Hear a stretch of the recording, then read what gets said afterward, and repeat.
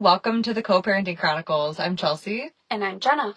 And this is a podcast about something we didn't exactly plan on becoming experts in. But definitely learned the hard way, co-parenting. We're not therapists. We're not lawyers. Well, Jenna actually is, but we'll get to that later. We definitely don't have it all figured out. What we are is two parents who decided that even though our relationship isn't common, our commitment to raising healthy and happy kids is. We'll talk about growth and boundaries, respect, and what it actually looks like to build a functional co-parenting relationship, even when it's hard. Some episodes will be just us, having honest conversations we wish we'd heard earlier. And others may include experts, real-life stories, our partners, and practical tools that you can actually use. Whether you're newly separated, years into co-parenting, or supporting someone who is, this space is for you. Because co-parenting isn't about being perfect. It's about being intentional. And choosing your kids, even on the hard days. Thanks for being here, the sitcom that nobody asked for.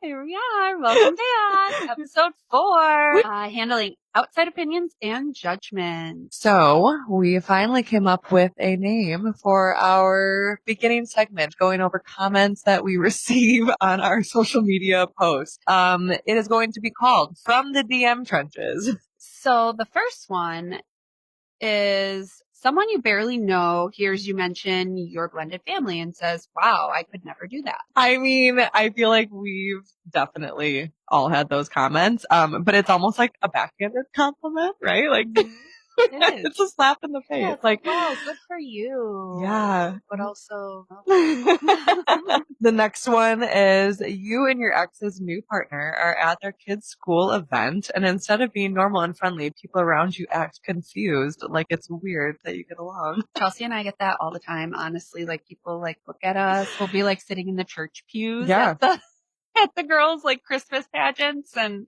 I don't know. I just feel like you get those awkward looks, and they think we're fake, which is funny to me because I'm like, whatever. Like, but it's just they truly secretly hate each other. Right? Nope. So you feel you need to ask permission to bring your stepkids to a family function, or your family doesn't treat them the same way they treat your biological children. This is definitely a big one for me, just because I grew up as a step kid. And I was brought into an amazing family that considered me a stepchild. And so I think that's what like gave me, and also just because I have two step parents that never made me feel like a stepchild. So I think that is like my love and appreciation for my stepchildren. Jenna and I don't use in our house, we don't say stepchildren, like they're our kids. But to clarify, just for like our viewers and our listeners, the stepchildren. But I will say, so on one end, like on one side of my divorced parents, I was immediately accepted in. They are my family. I feel like I'm more like them than I am my biological family sometimes. But my other step family, even though my stepmom was loving and welcoming and a great parental figure in my life, it's very weird. Like there will be weddings of her siblings. So my stepmom's siblings that I don't get invited to, they were all invited to my wedding and none of them came. And, so it just kind of shows you that it's like. Are they all like older? No. I mean, cause Kendall's only 16 years younger than my dad. Well, like her parents are? Right. But no, she's 16 years younger than my dad. So if you think about it, like, so it's strange. I don't know why I never did anything to make them feel that way. And it's something that I've kind of had to like work through, like with therapy and stuff like that too. So it's really, it's interesting to see that there is two different sides, but I think that makes me even more nurturing towards my stepchild. But, all right. And the final one from the DM trenches, a friend who has never been in a blended family talks shit about you to your other friends for taking on someone else's kids, especially before you're even married. Jenna, that one's all you, babe. So Andy and I are still not married. So technically, I mean, I'm just another baby mama. Hell yeah. Baby mama club. I just, you have those friends that act supportive and, or the friends that genuinely are supportive of you, but just have concerns that they're afraid to voice to you, but they'll voice to other people. And then you just kind of, it all comes back to you. And I get it. I mean, it seems like a lot. Like I pretty much got a family overnight. So it doesn't really surprise me that people had a lot of things to say. Like, Mm-hmm. oh, what? Now she's dating some guy with 2 kids. And at the time they were freshly 3 and 4 years old. So very young. And, people just couldn't get behind that. Like what? They haven't even been broken up that long. And, Mm-hmm. just all of those little comments. Oh, I would never take on someone's children unless like we were married. And it's like, well, you have to date them in order to get to that point. But also, why would you start dating somebody if you didn't want, you know what I mean? If you knew they had kids, but you like, all the I time. know, it's like, why would you even want Unfortunately. to start dating somebody then? If you like, I don't know. I read a quote years ago and it really made me think about my stepdad because I consider that I have two fathers. I'm very, very lucky. Two amazing men that both shaped the type of person that I am. I was reading this quote and it was about step parenting and it said, being a step parent is one of like the hardest things, but the most rewarding things. And you are literally loving a child, even though you don't have to. No one ever asked you to love the girls. Yeah. You chose to. I don't know. I think that just kind of speaks more to the kind of person that you are versus not even parenting aside, Exactly. Yeah. At the end of the day, it's nobody else's business besides your own. If it's something that you're willing to take on and something that you can handle, then that's really all that matters. Right. Well, until next week, we will have more for you from the DM trenches. So in this episode, we are going to dive into very real and exhausting experiences of dealing with outside judgment. So whether that's relatives judging you, for taking on a partner that already has children, or baggage, as some folks like to say, which we'll get to later. I hate that term. I hate that term. Yeah, and just, other friends and having opinions about your blended family dynamic. People being weird about the fact that the step parents, the co-parents all get along. And this is about reclaiming your peace and owning the choices that you make. Yeah. And not worrying about what other people think. Maybe it's so much easier said than done. Wouldn't that be nice? I know. But let's get into it. Like, we don't care. And we're like, I totally care. I totally care. You're hurting my feelings. Please stop. I promise this is like, it's a front. It's a complete front. I'm crying. Please don't hurt my feelings. All right. So, Jenna, have you ever had someone, a friend, a family member in your life make a sideways comment towards our relationship as a co-parent, friends, what have you? Yeah. So not so much my family. My family, although it's not necessarily blended, it's just, they're very accepting of, everybody. And it was never really an issue that I decided to take on the girls. You would think maybe like with an older generation, like grandparents or something, they might be a little bit weird about that. But my grandparents are very much accepting of the girls. Same. But I would say my friends, not my like closest best friends, but just people around Kenosha, just saying things like, well, they just, what if they get back together? Like her and Andy get back together. I'm like, Chelsea's literally married. No. Or just trying to put things into your head, right? Like, oh, does she actually really like you? Is she being fake? Just stirring the pot. Yeah, like, is she just trying to get close to you so she can have information or for her own benefit? Sure. Those kind of things. Like, oh, you better watch out. I mean, somebody said something to you when I first started dating Andy, like, oh, Andy's dating Jenna, you got to be careful or something. Why? I vaguely remember that, but I don't remember. I remember it because you told me and I was like, I just didn't remember what the context was as far as like, I think it was just because of like who you had dated in the past. And so maybe like that was like a reflection, but like once again, like it's hard when you live in a big small town, right? Like we actually have a large amount of people that live in our town, but it is the smallest town. Like everyone knows everyone. Everyone has an opinion on everyone. Yeah. Everyone has slept with everyone, unfortunately. And so I just feel like it's just those weird things. And it's like some people truly just don't want to see other people happy. And I think that other people were like actually like just upset that we were getting along or because it was strange to them. I don't know.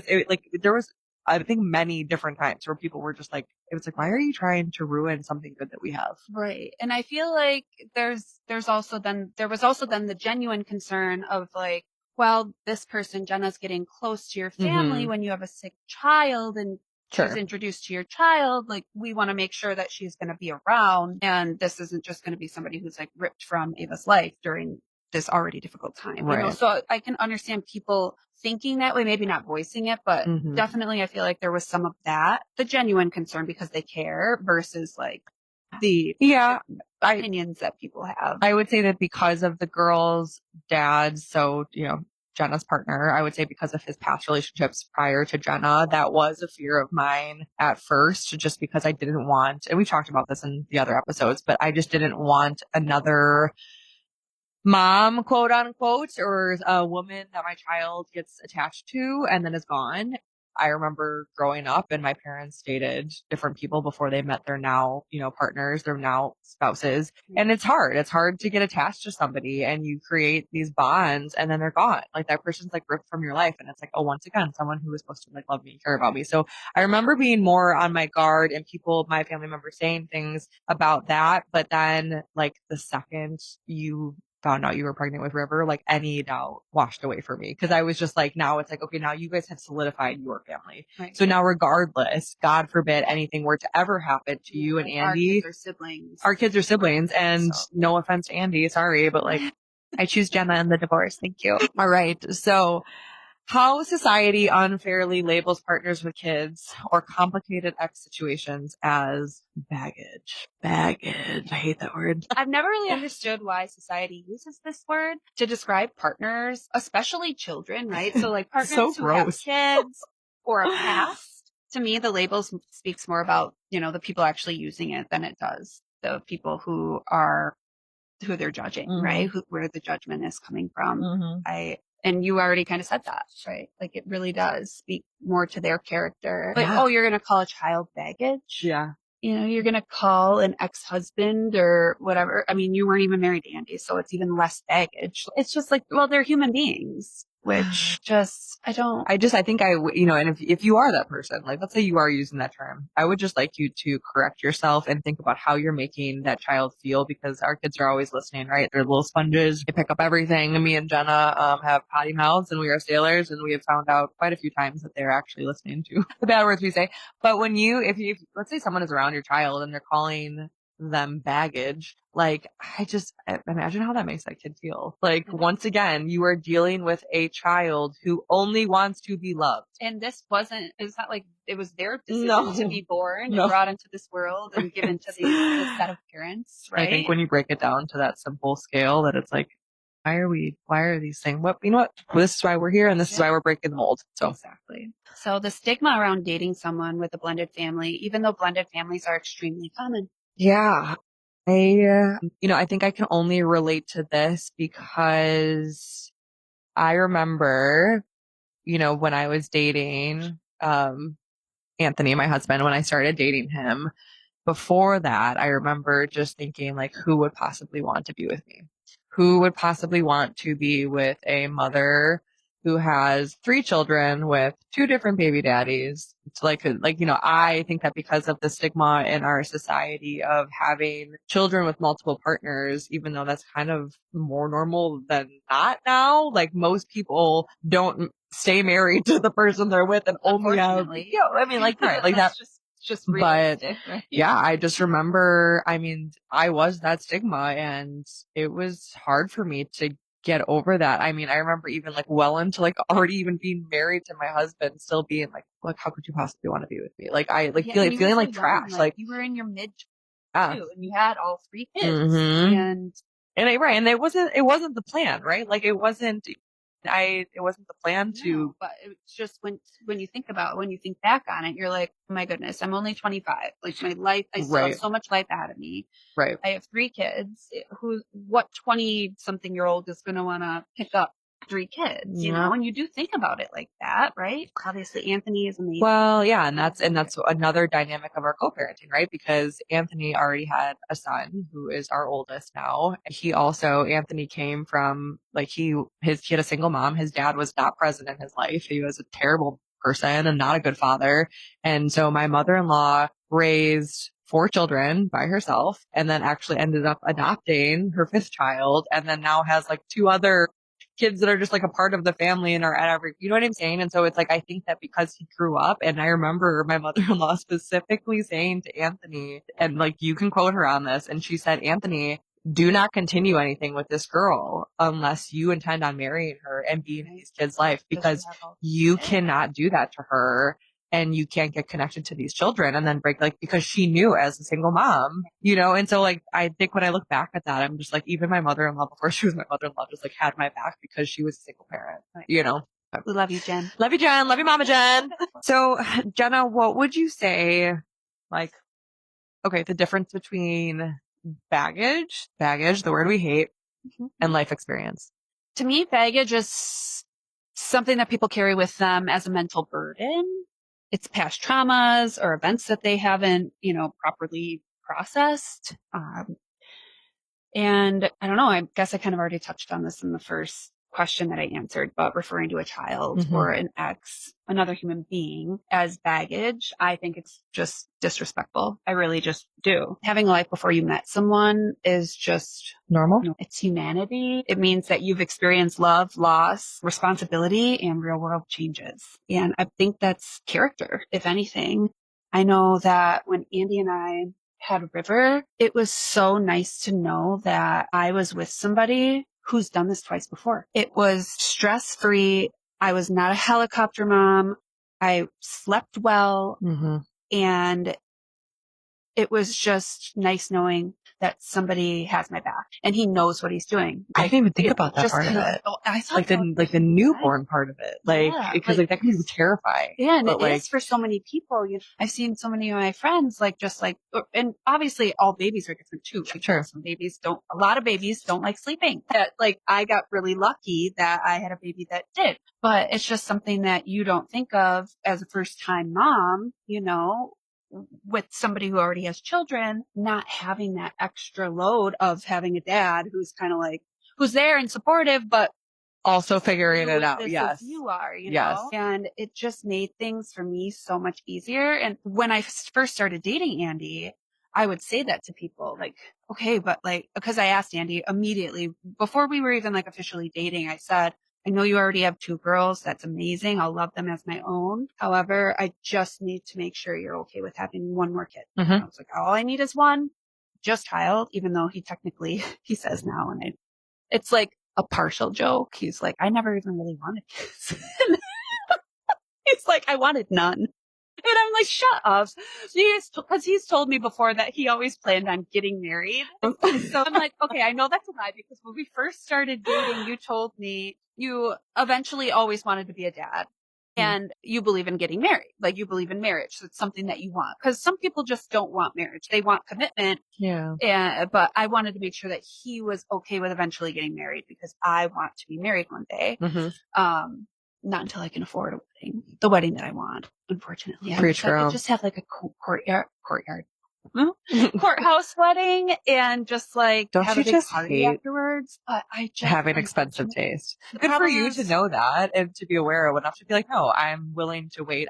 Andy's not going anywhere. You guys are together. I think that, of course, his first girls were definitely surprised. He was not planning on having children at that time. And he just loves being a dad, especially a girl dad. Oh, how your love story doesn't need other people's permission. I think that this is a great prompt because it's something that I feel like I still struggle with. Right? And I think that's something, I don't know. I think that most single moms can probably struggle with this, or just people who feel like they have to justify their love for another person, So did anyone actually ever say to you that they thought you could do better? Yes, to me.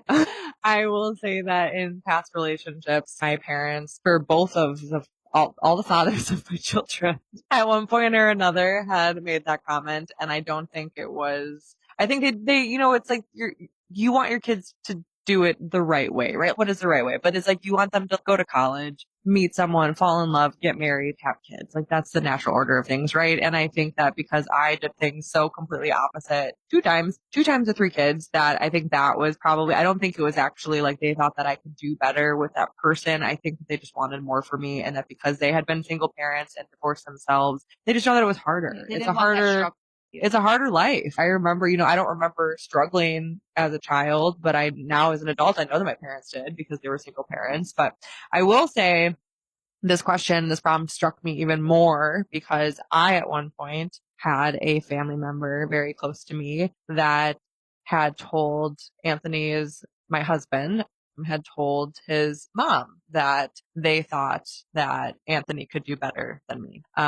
This topic was also brought up at another family member's wedding. This person, it's a different person, it's a different scenario. Once again, though, this person kind of cornered me and Anthony, and they had had a few drinks, and they were basically just saying like, "Oh, Chelsea, you should just be so grateful. You should just be so happy that Anthony wanted to marry you and, be with your children and be a parent to them. And aren't you just so grateful to have an amazing man like Anthony in your life?" To which, yes, I am.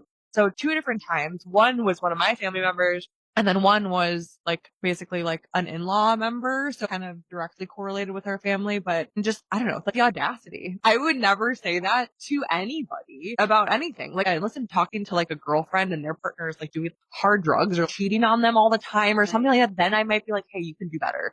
But like to say that just in reference because I am a single mom and I have multiple baby daddies, yeah, it hurts. That was not nice. That didn't feel good. It's not like you knew that you were gonna end up without these people. Like, you loved Jude's dad at one point. You thought you were gonna be with him. Yeah. And then same thing with Andy, right? Right. I didn't expect it to not work out. I was also very young. So it's like when I look back on those relationships and my frontal lobe wasn't even fully developed yet, I'm like, yeah, you idiot. But like looking back on it now. It didn't, because then you wouldn't. Well, right. And to me, I believe that everyone, it's whatever you decide to do when you decide to have children or not, that is your choice. But for me, having my children was my only option, and I always knew that I wanted to be a mom, whether it was, the right way, like we had just said, or it was the way that I did it. I knew that I was going to be a mom, and, so there wasn't any other option for me. So Jenna, have you ever felt like you had to justify your family dynamic? All the time. Literally all the time. It's absolutely. I'm always constantly. One time I was getting a pedicure and the woman was like, I could never do that. She was like, what do you mean you get it? She could not believe that, I was like, oh, because I'm always oversharing. Oh, well, we get along. Like, the girl's mom and I are really close friends. You do like, overshare. We go on family vacations all the time. Like, it's like a really good relationship. But sometimes people will be like, oh, and how do you get along with the mom? And I always just feel like I have to justify myself as to why I have this blended family or why I took on these children. And it's really nobody else's business and nobody's asking. But good for you though. Like, even if you're oversharing, like, good for you to justify that, because you don't have to, you're right. But like, you're planting a seed now. Right. Yeah. Well, it's because I think it's just because that look that you get, right, from people where they're like, oh, yeah. Or like we talked about how they think we're faking it. Yeah. I don't know how to genuinely describe more that I'm so grateful that Andy met you, and for more ways than one, but also because I have found a best friend in you. And it's weird, right? But I don't justifying it. You shouldn't have to, but it's weird, but it shouldn't be. It really shouldn't. And again, I understand that not everybody's going to have a friendship like we do, but it shouldn't be weird that co-parents get along. My parents got along the whole until my dad passed away. My parents would hang out. And when did your parents get divorced? How old were you? They were separated by the time I was. Okay, so then how old were you when he passed? 20. Or when he passed? He was 56. No, how old were you? 29. Okay, over 25 years. A quarter of a century, your parents were getting along swimmingly. Like, yeah, my dad renovated my mom's whole entire house. She would just go over to his house and hang out with him. Like, well, to your grandpa's house too. Your paternal grandfather. My mom would show up to every single family function on my dad's side. Christmas Eve every year, Father's Day, we'd all go to my grandpa's house. I mean, every holiday. Yeah. And Dad and I used to go down to the fireworks until I was a teenager and didn't want to do that anymore with my parents. But you still did it as a family. We'd meet at my grandpa's house and we'd all go down to the fireworks together, and that was completely normal for me. My dad was at all my birthday parties once he got out of prison. And shout out Greg. Oh, I love you.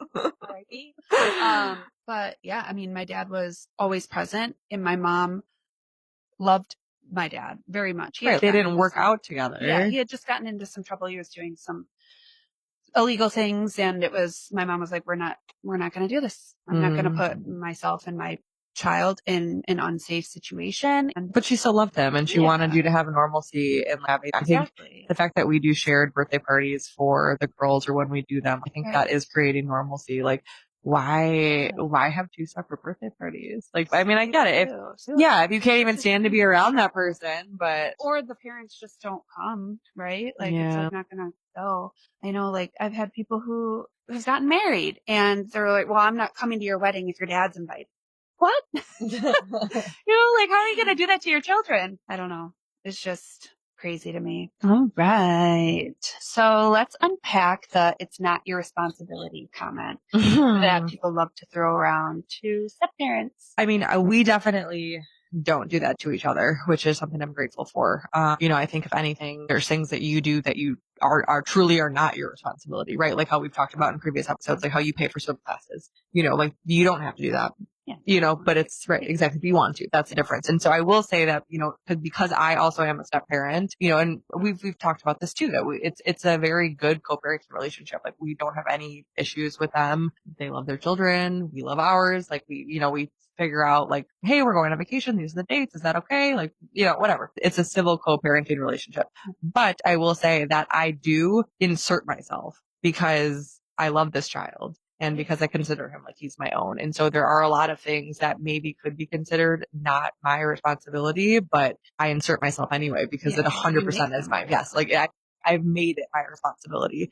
And I understand that can be not easy for some people, and they might get a lot of pushback just from reading the comments in our different social media posts. Like you can see a lot of people that are bitter, and they definitely don't want to make it their responsibility, which goes back to the beginning of this segment where we've talked about, well, why are you even involved with somebody who has previous children if you're not going to love and care for those children? Yeah. And also if they're living in your home part-time, you should want them to be, the things that they're doing should be part of your responsibility. You should want to be involved so you know what's going on. 100%. And you also make sure that you have a say in what's going on, and you have that control under your house, under your roof, right? Like in your household. I know a lot of people, it's a struggle, right? It can be a struggle. So what do you, Jenna, like the idea like that cooperation is weak, or that it sets you up to be taken advantage of? So it's not really something that I ever thought about until we started this podcast, and we were getting a lot of comments from people saying, well, you just wait, or be careful because you used to be, or I used to be like that. And they're just trying to figure out how they can have more days throughout the year so they don't have to pay child support. Or, be careful with that because I used to be the same way, and allow them to just take the kids on my days. But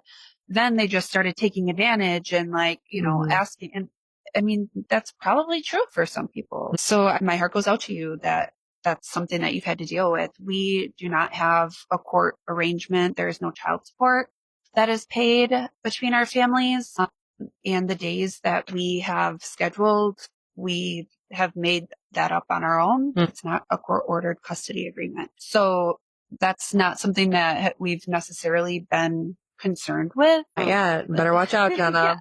Better watch out. I guess just being taken advantage of, it just doesn't, to me, I've never had that thought, like sometimes Chelsea will be like, we're going out of town this weekend. They have the kids on the weekends. So they'll be like, oh, we're going out of town this weekend. Can you watch the girls on Friday, Saturday?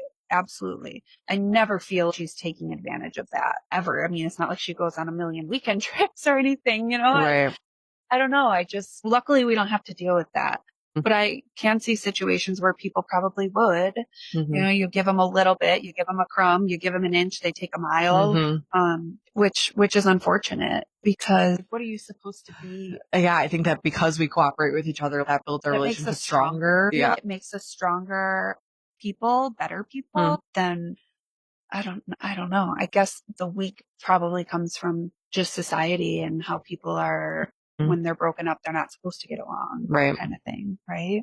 I don't know. It's all very weird, but Anyway, so we have a little list of some do's and don'ts for handling judgment gracefully when it comes from others. As graceful as you can. Some of the do's: stay consistent in your values. Direct kindness, redirect with kindness, but not at the cost of your boundaries. Protect your mental space and your mental peace. Prioritizing the child's well-being above adult egos. And some of the don'ts: don't overshare to prove legitimacy. If you want to overshare just because you can't stop talking, that's fine. But don't do it to prove legitimacy. I've done it so many times, and every time I'm like, shut the fuck up. I like your rants. I enjoy them.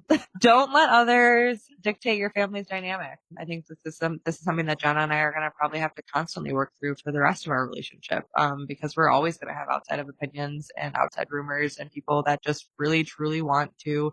Their lives are miserable, so they would like to make ours, and just, they can't just really see happy people. And so I think that, yeah, don't let others dictate your family's dynamic. And don't absorb opinions that don't belong to you.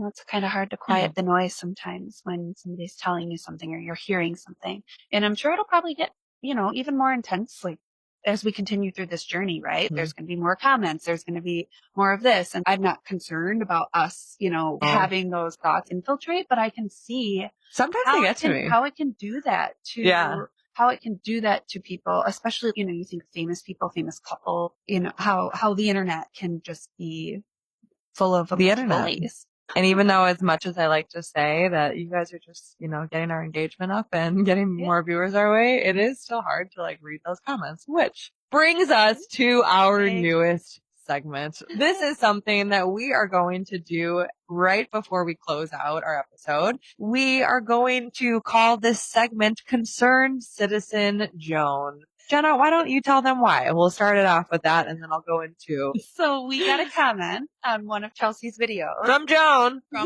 Thank you, Joan. Really inspired us.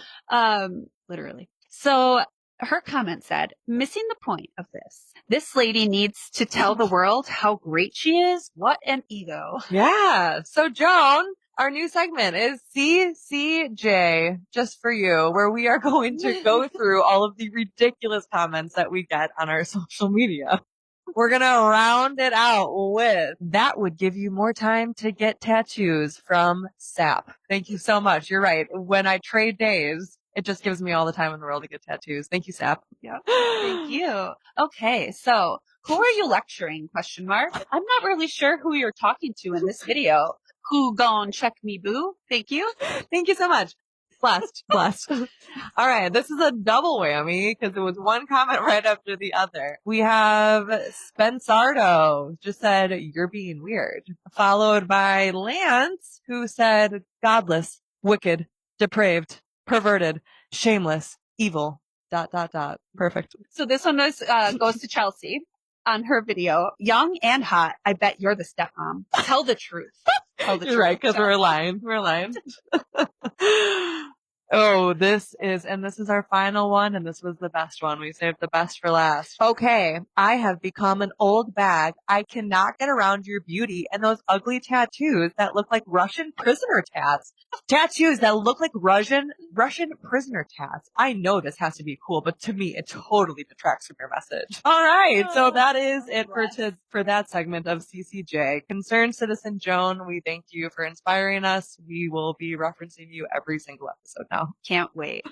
I guess as we wrap up today's episode, the truth that we want you to walk away with is your family, no matter how it's built and whoever's in it, whatever chapters came before, it's yours. So it's not something that you need to justify, explain, or defend to people who have already made up their minds. You're really not going to change their minds, right? At the end of the day, especially those who are extremely opinionated about it. At the end of the day, you don't owe anyone comfort at the expense of your peace. So what you do owe yourself is the freedom to build a family that feels good to be in, safe to be in, right? One that's healthy and supportive, and to remind yourself that these people are not living your life and you're allowed to choose peace and happiness and alignment over their approval. Absolutely.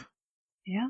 So we just want to say thank you for being here with us and letting us have these big conversations and listening. Because as we go through and talk them out, I feel like we're continuing to learn and we're choosing to build the kind of family that deserves love and respect and the space to thrive. And you can have that too. We promise you that it might take some time, but we encourage you to take those baby steps because you can absolutely have what we have. We'll see you next week for episode 5, which is going to be navigating co-parenting after infidelity or betrayal. This is a topic that has come up many times in our comments. And so we felt like, Yeah.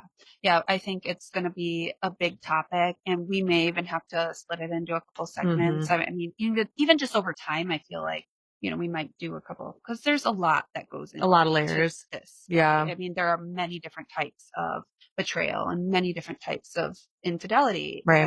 and how you navigate that once your whole world seems like it's falling apart and on top of it, you have children. And please write us your stories, write into us. We will, confidentially share. We're not going to actually call you out or, put your name out there. But if you have scenarios or things that you would want to have us put our opinion on and, talk through with us, maybe just help you in a safe space, please write us in and tell us your story. Remember to like, comment, share, rate, and subscribe. Please, please, please. We need it. It really helps us. It really helps us. And until next week. All right. Love you. Bye. Bye.